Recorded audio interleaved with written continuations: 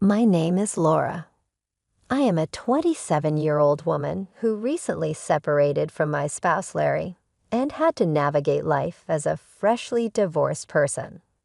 We took the same classes in college, which is where our love story started, and we fell in love right away. Although we shared a close bond, there was a constant cloud over our relationship. Lily, Larry's mother, had always seemed to have an unexplained hate for me. She constantly tried to get in our way, gave me unwanted advice, and made me feel uncomfortable. I told Larry about my worries numerous times, but he found it difficult to speak with his mother. He struggled to balance his love for me with his allegiance to her. I finally accepted that I would have to put up with Lily's critiques, thinking that perhaps Larry had been inadvertently disclosing too much to her, which gave her justification to be critical of me. We often argued over his mother's influence, which created a lot of difficulties in our relationship. Larry eventually came to see things from my point of view and stopped giving her access to the personal secrets of our lives. To Lily's dismay, we were married after 5 years of dating. For a while, we were able to keep our distance from her toxic presence in spite of her attempts to ruin our marriage. It was around this time that Larry and I both achieved professional success. I was proud of Larry's achievements, but I also began to need something more intimate, something that was just mine. I didn't mind that we had divided our expenses unevenly, with me bearing the lion's share of the cost. The desire to pursue something creative and satisfying was what really bothered me, along with the growing hole I felt inside. I made the decision to investigate graphic design as a side project by drawing on my love of design. It developed into a side project that I could call my own. I nursed it subtly for a time while I considered its potential outcomes. I made the bold decision to enroll in graphic design classes and buy equipment on my own without telling Larry. I only confided in Mary, my dearest friend, about this new endeavor. She was quite helpful and gave me advice that was both realistic and encouraging. Mary helped me improve my abilities and boost my self-esteem, and she introduced me to employers who were considering hiring me. They trusted me with their projects and valued my work, even though I was just starting out, which helped me progressively develop a clientele. Our lives were greatly improved by this new source of money, which relieved our financial burdens and allowed Larry and me to live more comfortably. With each paycheck, I saved a portion, dreaming of surprising Larry with something special as a token of my appreciation for his support. However, I hadn't mentioned any of this to him yet, and every time I thought about bringing it up, it seemed like he was avoiding serious conversations. It wasn't long before I noticed something was off. Larry became increasingly distant, and I couldn't shake the feeling that he was hiding something from me. The first real sign of trouble came when Larry admitted that he had spent his entire paycheck on investments just a week after receiving it. We had a heated argument about it, but we managed to patch things up for the time being. To help make ends meet, I put in extra hours at work, which helped relieve some of the financial strain. But the following month, Larry repeated the same behavior, and I found myself feeling more and more frustrated. I couldn't understand how he could be so careless with his earnings, especially when I was working so hard to contribute to the household. In a moment of anger, I lashed out with hurtful words, though I quickly regretted my outburst. However, when Larry once again found himself without money for the 5th month in a row, I reached my breaking point. I had been meticulously managing our finances, working tirelessly not just at my day job, but also on my growing graphic design business, which was becoming our main source of income. It was becoming clear that something had to change, and I couldn't keep carrying the burden alone. I had reached my limit. How could you let this happen again? Have you learned nothing? I scolded Larry, my frustration boiling over. Despite his attempts to justify his actions, I was done bearing the weight of his financial irresponsibility. It was a tough decision, but I made it clear that I wasn't going to bail him out this time. Larry reacted with indignation and defensiveness, but I stood firm. "You can't gamble away your entire paycheck and expect me to cover for you," I asserted. "I won't enable this behavior any longer." Our argument quickly escalated with accusations flying back and forth until finally Larry stormed out, leaving me alone to grapple with the turmoil of our crumbling relationship. In the aftermath of our confrontation, I couldn't shake the feeling that there was more to Larry's behavior than met the eye. Suspicion began to creep in, and I wondered if Lily, his overbearing mother, might be involved. Determined to uncover the truth, I decided to do some investigating while Larry was out. It didn't take long for me to find what I was looking for. Larry had carelessly left his bank account logged in on my laptop, and what I discovered shocked me. Contrary to his claims of being broke, Larry had more than enough money squirreled away. As I scrutinized his transactions, I found nothing unusual, just the usual debits and credits. But I couldn't understand why he had been hiding his finances from me and telling lies. Seeking clarity, I delved into his messages, and the first person I noticed him texting was his mother, Lily. Their conversation revolved around our recent altercation, with Larry painting me as the antagonist, claiming I had berated him for withholding money. Lily seemed to revel in the discord, affirming her suspicions about me. As I scrolled further, I uncovered a disturbing revelation. Lily had been relentlessly disparaging me to Larry, labeling me as materialistic, and insinuating that I was only with him for financial gain. Ironically, I was the primary breadwinner in our household. Their exchanges showed how Lily's toxic influence had fueled Larry's grievances against me, magnifying minor annoyances and nurturing his resentment. The final blow came when I realized just how deeply Lily's words had seeped into Larry's mind, twisting his perception of our relationship and turning him against me. The truth was out, and it left me reeling.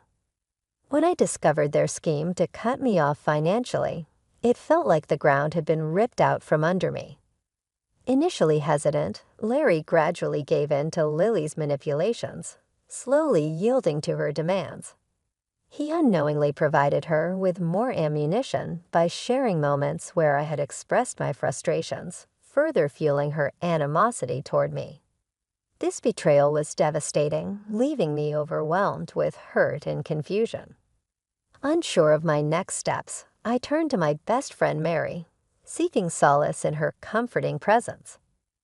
I confided in her, revealing the distressing truth I had uncovered, desperately seeking her guidance in this tumultuous moment. Mary, ever the steadfast confidant, listened intently, offering her unwavering support as I struggled to process the betrayal inflicted by those closest to me. The situation weighed heavily on me, and I found myself at a crossroads, uncertain of the best course of action.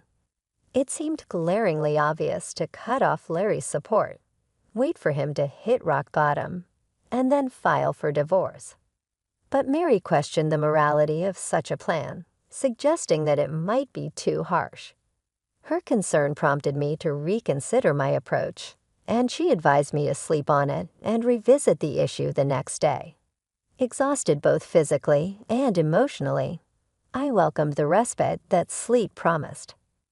The next morning, with the luxury of a weekend ahead, Mary and I decided to find comfort in the familiarity of a favorite movie.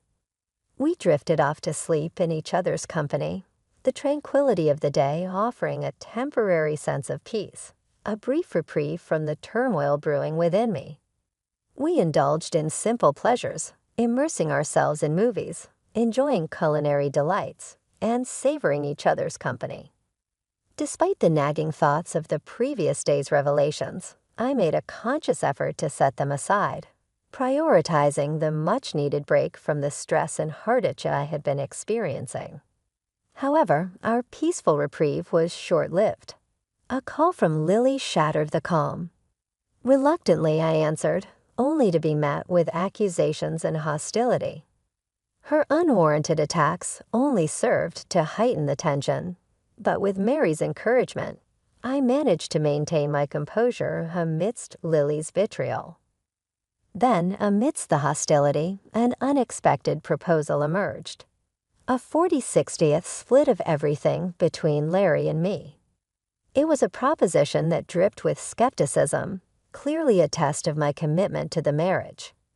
Despite the audacity of her demand, it left me contemplating the next steps in what was becoming an increasingly difficult and painful situation. I agreed, willing to explore any possibility of salvaging what was left of our relationship. With a tentative acceptance, we set plans in motion, culminating in a scheduled meeting on Friday to formalize the arrangement. Despite the lingering uncertainty, I resolved to face the challenge head-on, armed with newfound determination to navigate the tumultuous waters ahead. I was stunned by the turn my marriage had taken, caught between disbelief and seething anger. How could Lily brand me a gold digger? And how could Larry stand by and allow such an accusation? I had stood by him through thick and thin, supporting his endeavors even when they led to losses. I had covered for him when he lied and shouldered the burden of our shared responsibilities, all while keeping my own side hustle a secret, waiting for the right moment to reveal it. When I shared the details with Mary, her smile hinted at the brilliance of the plan. Splitting everything evenly would leave Larry with little to fall back on, given his lack of awareness about my additional income. I had initially hoped to surprise him with a lavish gift once my side venture gained traction, but now I was simply grateful to have it as a safety net. Friday arrived quickly, and Mary accompanied me for support.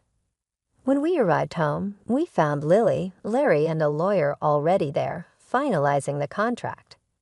Ignoring Larry's silent plea for privacy, I approached Lily and demanded to review the terms. As expected, the agreement mandated an equal division of assets, with a clause prohibiting financial assistance between us. Reluctantly, I signed, knowing it would leave Larry scrambling financially. Predictably, problems ensued. Initially, our communication was limited to curt words, the rift between us too deep to bridge. Yet living under the same roof required some level of interaction. Larry attempted to reach out and mend the divide, but I remained distant, resentful of his complacency in the situation. As time passed, Larry's persistent attempts to reconnect grew tiresome.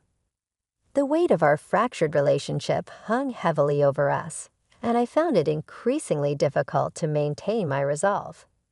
Despite everything, the reality of our situation was sinking in, and I knew that the path forward would not be easy.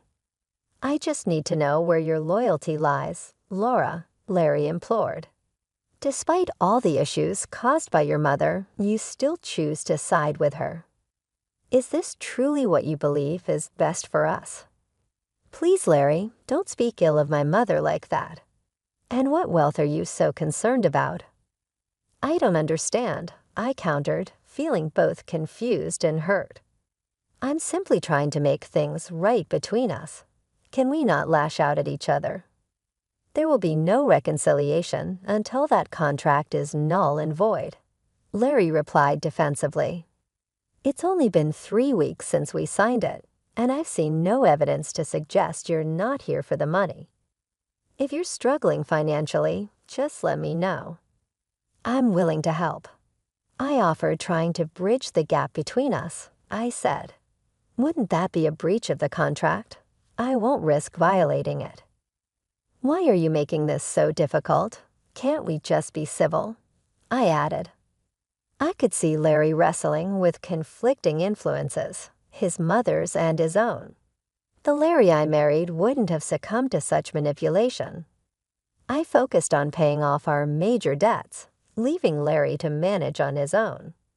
With my share settled, I had more disposable income, and Mary and I indulged in lavish outings.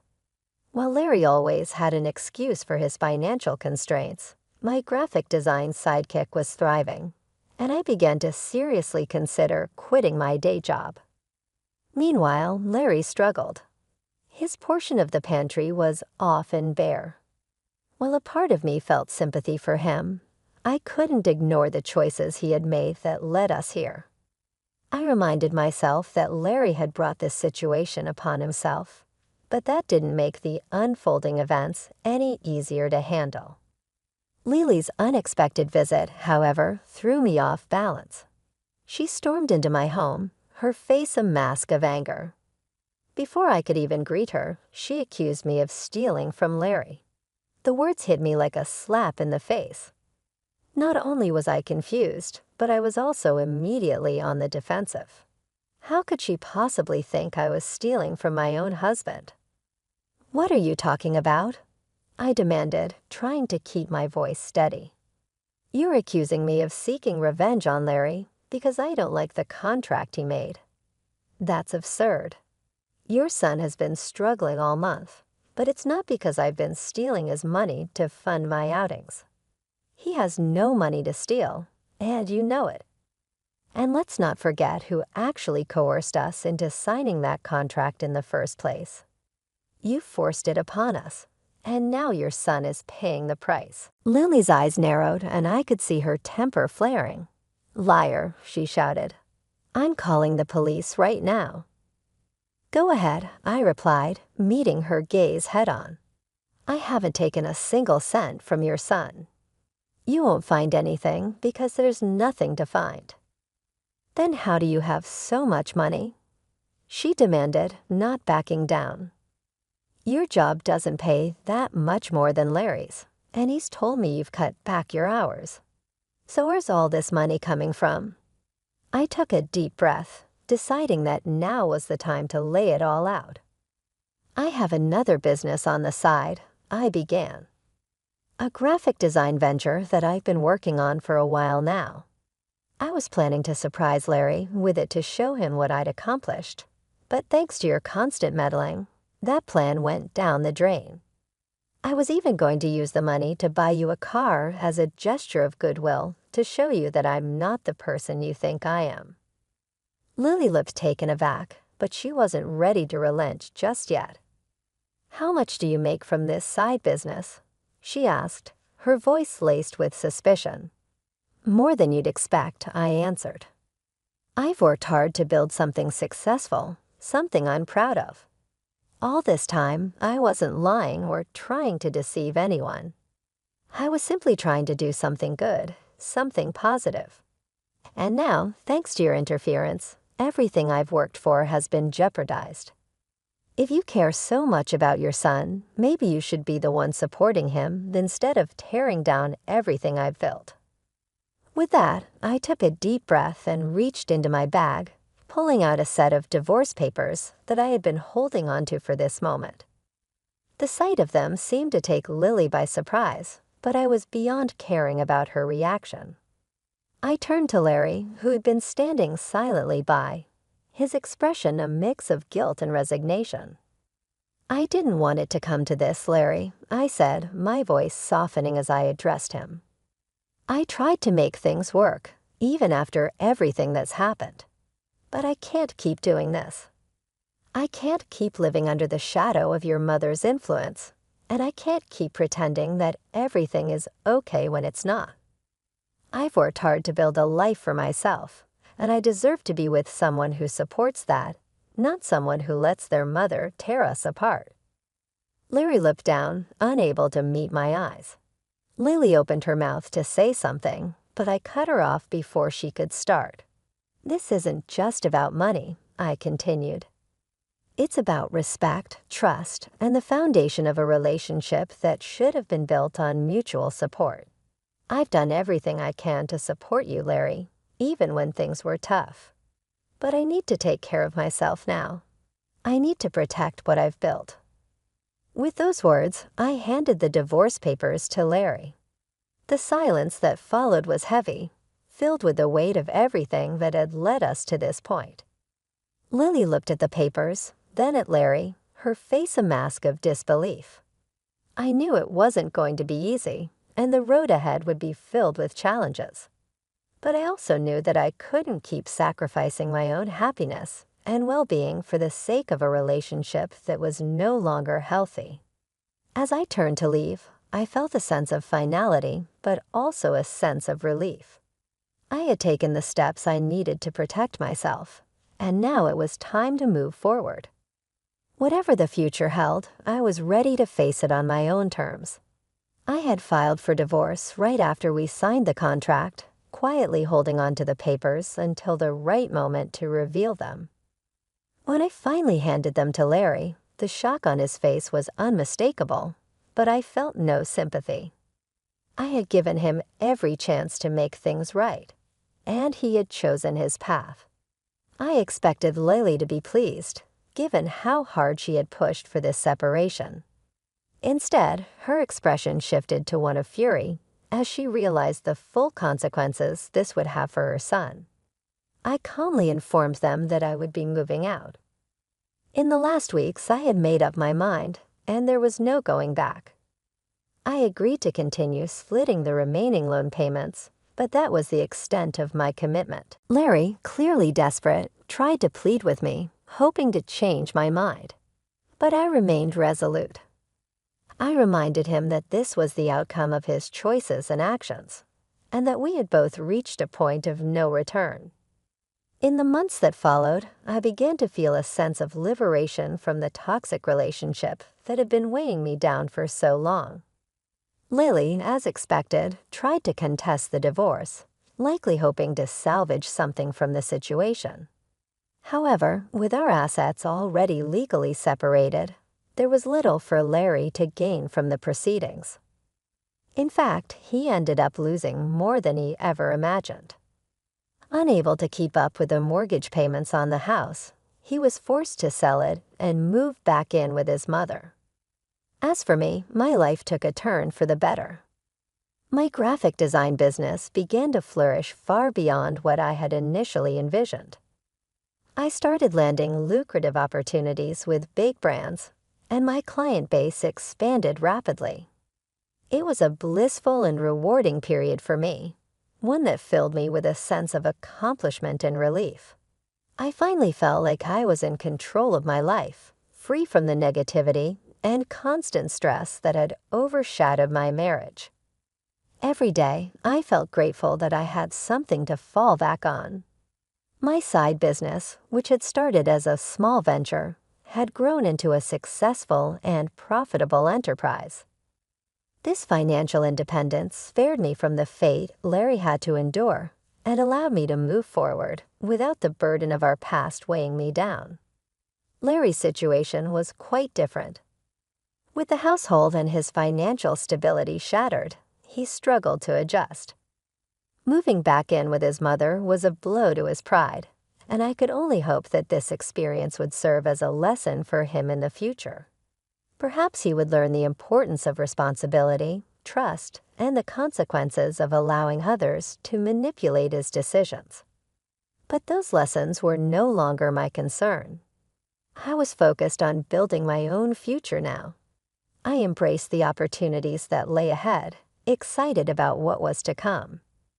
The freedom to pursue my passions, the success of my business, and the peace that came with leaving a toxic situation behind filled me with a sense of fulfillment I hadn't felt in years. Life was finally moving in a positive direction, and I was determined to make the most of it. I surrounded myself with friends who were there for me, people like Mary, who had supported me through good times and bad. Knowing that this new chapter in my life was only the beginning, we celebrated both the little and large successes together. I became aware of my progress and growth as I looked back. My past traumatizing events have made me a stronger, more resilient person. I was no longer the woman who had let other people control and overwhelm her.